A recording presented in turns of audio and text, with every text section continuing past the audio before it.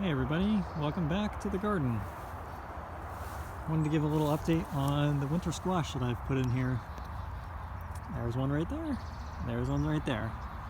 So my strategy this year is just kind of chaos because, well, I've been having trouble getting winter squash going, and every time I plant, well, the past couple of years when I've planted them, I'd put like 1, 2, 3 in a little hill like you're supposed to, and then the squirrels would show up and just eat them all.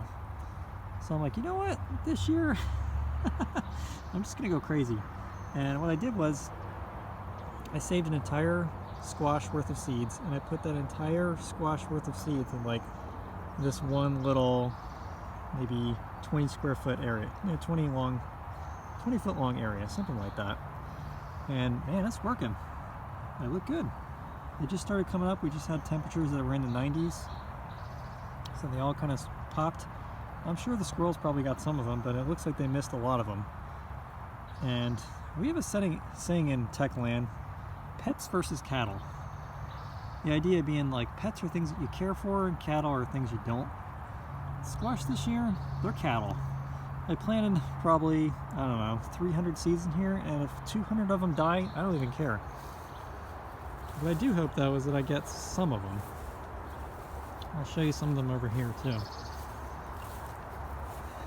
Let's see, did any of them come up here yet? I don't know. It's kind of busy over here. We got peas, we got potatoes, we got nasturtiums. Here we go. There's 1, there's 2, there's 3, 4. Yeah, they're starting to come up. So I'm going to water this again, just like the other section. And we'll see what happens. Hopefully we get some winter squash. The seeds I saved were good. They're from an organic farmer. I think they're sweet meat, so a really good variety. And yeah, we'll see what happens.